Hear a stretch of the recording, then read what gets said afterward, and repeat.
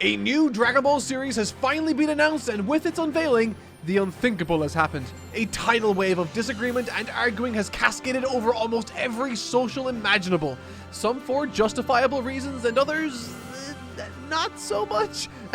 Which is why over the last week we've decided to trawl through the darkest, slimiest crevices of Twitter, TikTok, and even Facebook. Yes, people still use that, shut up. And through doing so, we've composed a list of the most common concerns expressed to examine their merits. All the while we transform some of the most iconic scenes from Dragon Ball Z and Dragon Ball Super into Daima's new style, and vice versa. I suggested I should start this video off by redrawing the cover art of Volume 1 of Dragon Ball into Daima style. You know, I thought it'd be cute. And Lord, let me tell you, this was way more work than I thought it would be. Drawing that dragon was a freaking oh, hey, look, I'm complaining too. Maybe Daima does make folks complain more. Ah, well. A lot of negative outcry has led to the most prevalent and surface level criticism to be that of Dragon Ball Daima is effectively just Dragon Ball GT 2.0. And today we're here to tell you that that's just silly.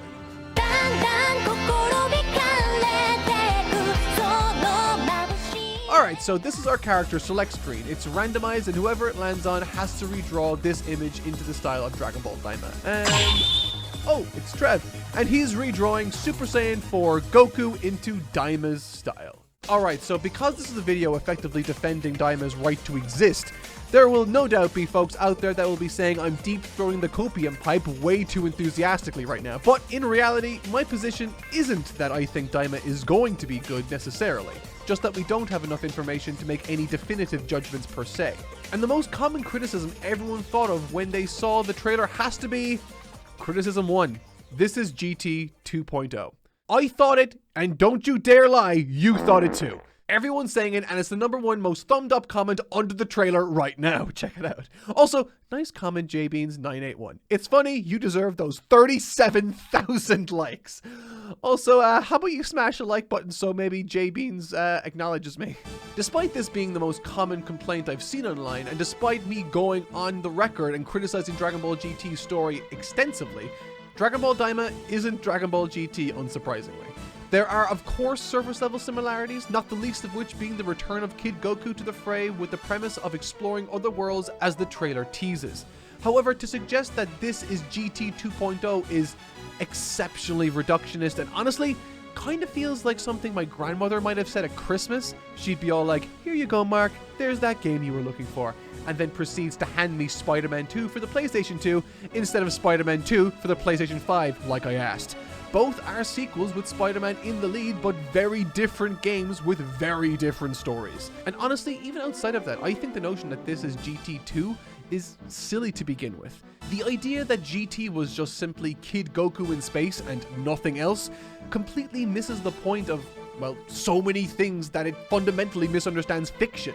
I mean, is the android's arc of Dragon Ball Z just Terminator 2 2? It is if we foolishly boil down Terminator 2 to simply person travels back in time to stop a cataclysmic future brought on by robots programmed to kill a single person, but there are so many more parts to a given work of fiction than boiling it down to some made-up distillation.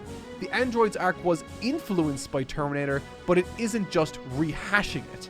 It is a wholly new product with loads of its unique elements and concepts, and from the looks of it, Daima is very much shaping up to go the same way.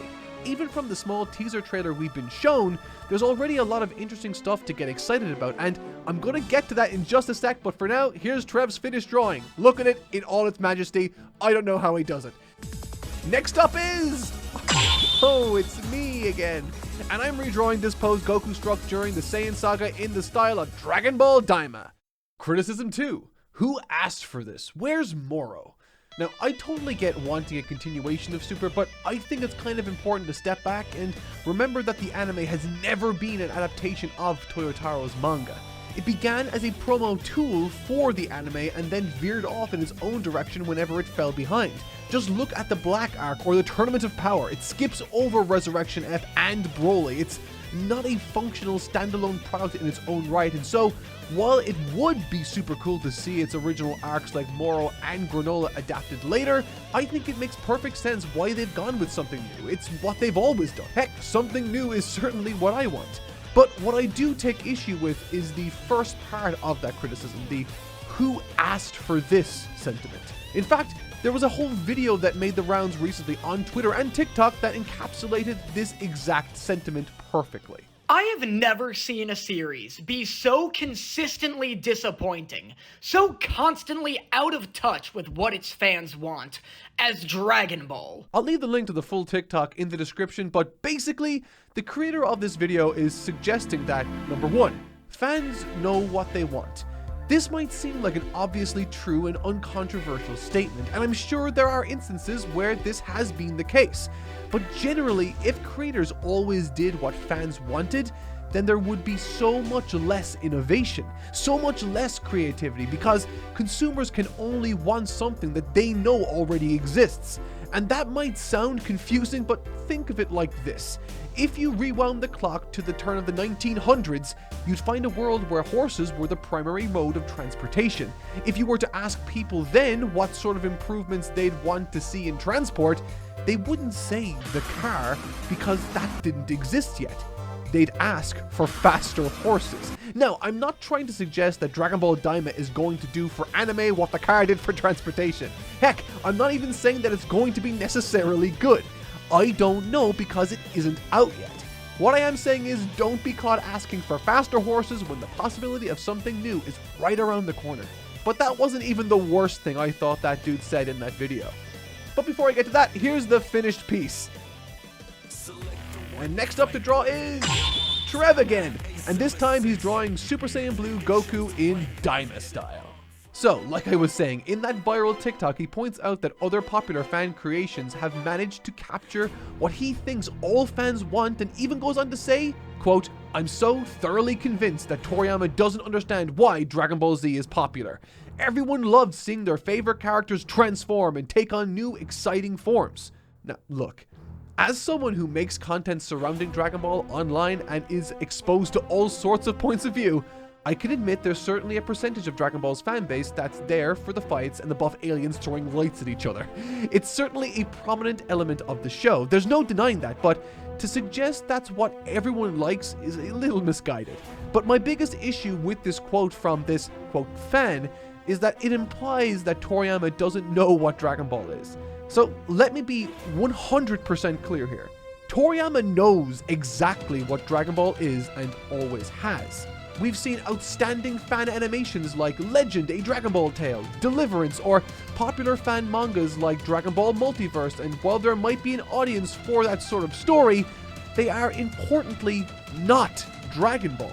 And I'm saying that as someone who supported the Patreon of Legend. The guy who led that project is an incredible creator and should be proud, but he'd never say he knows Dragon Ball better than Akira Toriyama. These creations put a real emphasis on action spectacle, and while Dragon Ball is absolutely beloved for its fights, it's not the sole reason I think the majority of us love this series.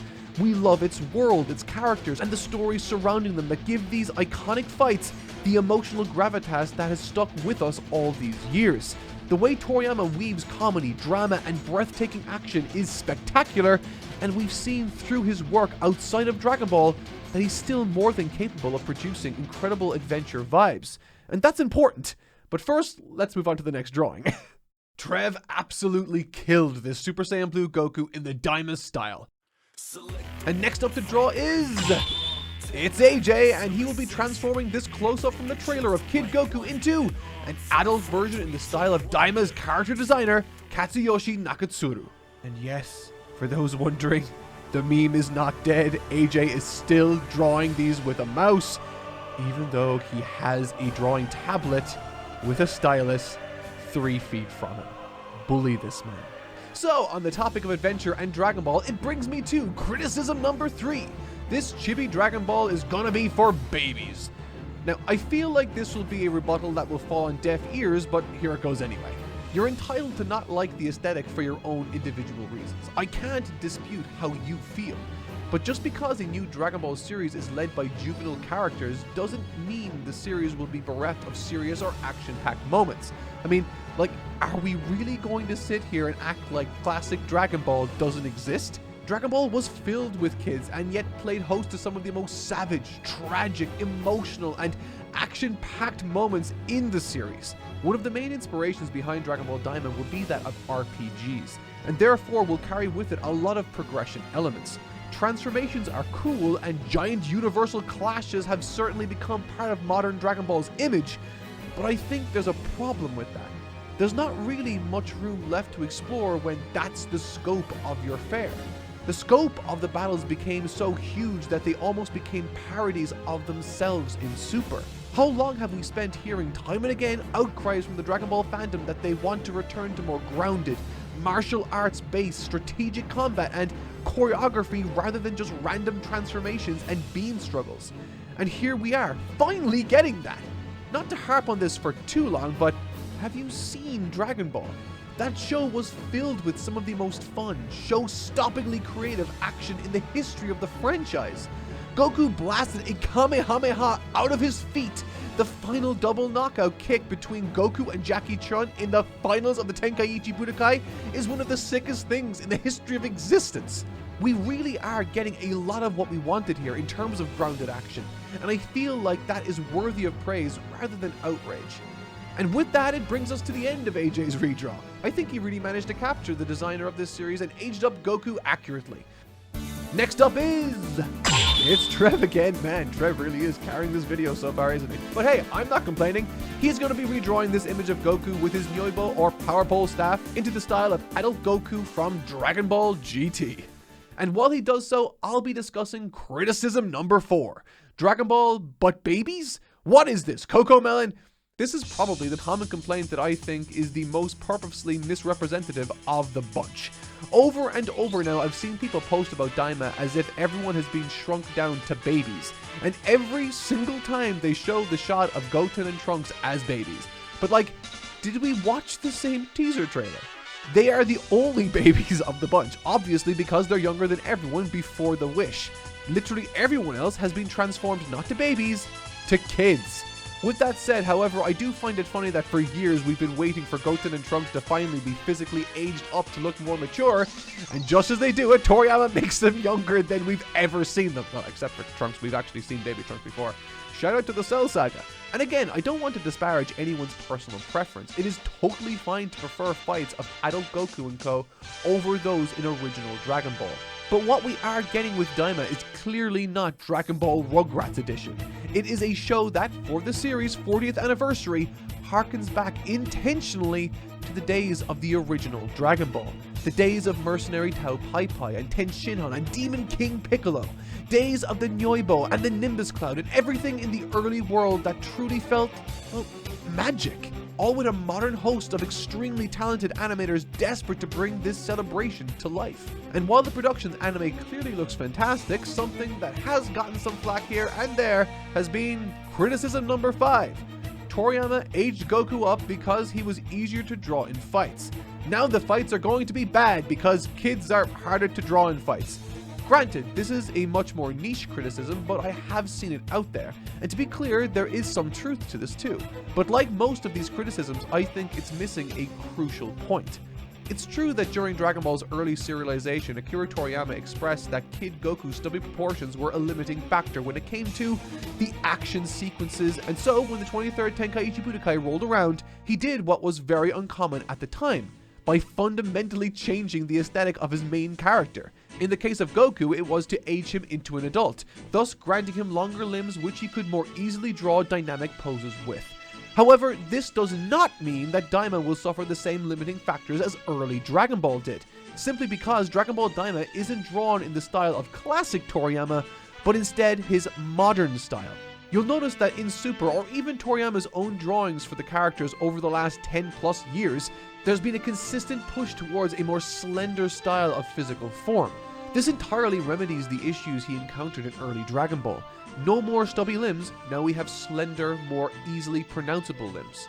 And what's more is, because these designs are very refined, they end up translating into animation really well, as you've no doubt seen in the trailer, and as we will no doubt see when the series is ultimately released. But before we move on, let's take a look at this redraw. Trev totally crushed this one and did a fantastically faithful job in the process. Next up on the drawing block is... it's yours truly, and I'll be redrawing this image of Goku powering up his Super Saiyan God form from Dragon Ball Super into Daima's art style with Kid Goku. All the while I tackle criticism number 6. The action won't be as good, it's gonna be a slice of life. I miss Z-era raw action and animation. This show isn't going to be a slice of life story. Slice of life, for those that don't know, would be the sort of misadventures Goku and Piccolo might get up to when looking after Pan for the day. They are low stakes and a slice of everyday life. And you know what? Super had that exact episode. This is to say, Dragon Ball is normally a mix between much lighter fare and more intense battles. You need to have the light to make the darker moments, well, shine prominently. Having a series with just action and intense serious moments creates a very one-note and boring atmosphere. To paraphrase Syndrome from The Incredibles, if everything is intense, then nothing is. The story will likely present a combination of humorous light material mixed with action and dramatic moments. Like Dragon Ball Z, like Dragon Ball Super, and like Dragon Ball Super Broly did. And I'm certain the art style will reflect this. In the same way action animators like Yuya Takahashi were tasked with the action sequences in the Broly film, so too will they be offered the chance to work on the action of Daima and present it in the best way possible. Again, at the end of the day, this is a story written by Akira Toriyama for the 40th anniversary of the series. One that intentionally harkens back to the golden age of Dragon Ball. The name might have been a placeholder in the past, but to me, it's clear that there's a concerted effort to try to reignite that magic which catapulted Dragon Ball into the mainstream. One that didn't rely on transformations or flashy energy blasts.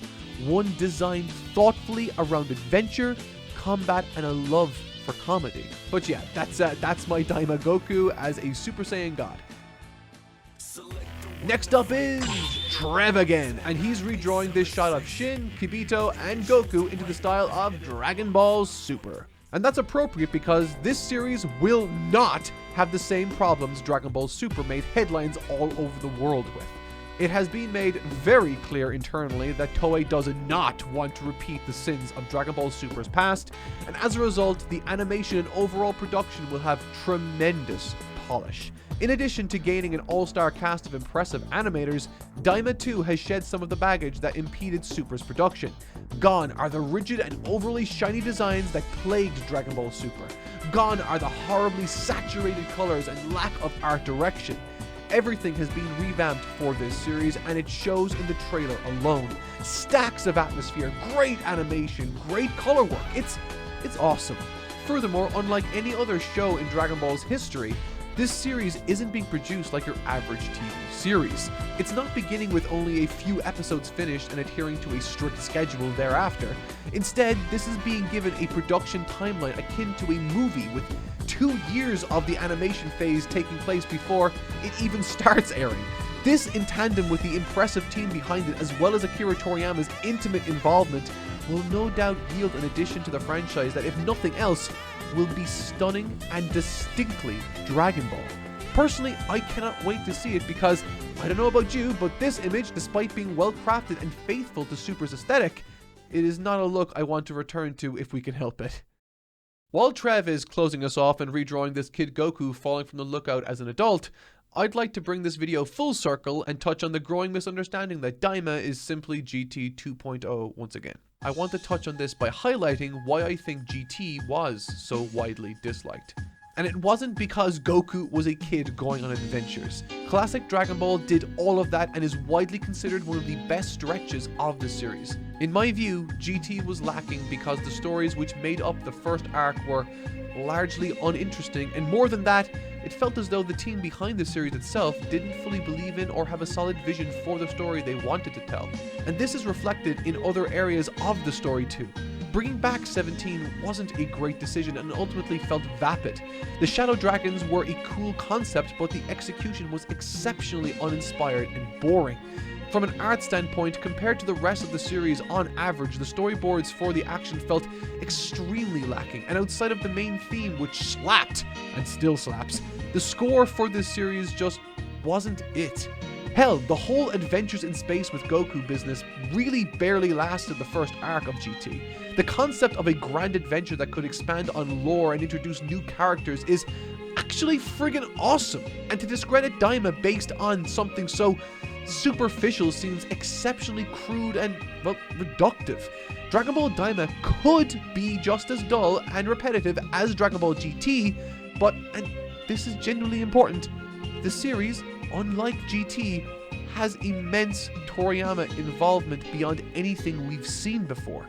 His involvement with Daima doesn't end with designs like it did for Dragon Ball GT. He's writing the entire story, start to finish.